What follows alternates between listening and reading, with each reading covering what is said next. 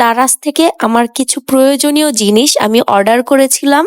মোটামুটি ৮ থেকে ৯টা পার্সেল আসার কথা হলেও আজকে রিসিভ করেছি মোটে ৪টা পার্সেল। কি কি জিনিস কিনলাম এখন পার্সেলগুলাকে আমি আনবক্সিং করব। অনলাইনে কোনো কিছু অর্ডার করলেই আমি খুবই এক্সাইটেড থাকি আর ওয়েট করতে থাকি যে কখন আমার পার্সেলগুলো আসবে, কখন আসবে। তবে এই কয়টা পার্সেল আমি খুব তাড়াতাড়ি পেয়েছি, ২ দিনের মাথায় পেয়ে গেছি। নরমালি দারাজ দেখা যায় ৩-৪ দিন ৭ দিনও সময় নেয়। তো প্রথমে যেটা আনবক্সিং করতেছি সেটা হচ্ছে একটা কফি মগ।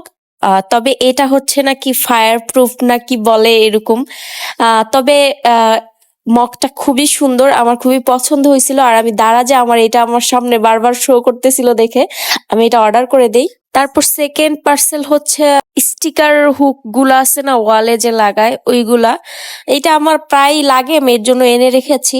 আর ৩ নাম্বার পার্সেলটাও হচ্ছে আরেক মগ।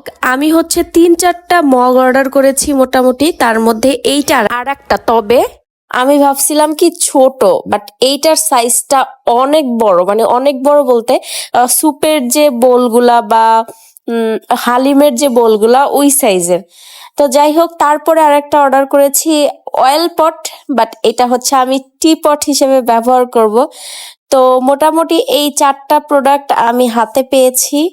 আর আরো কিছু প্রোডাক্ট আমার আসবে, তো এগুলো আসলে নেক্সট টাইম আমি আপনাদের সাথে আনবক্সিং করে দেখাবো।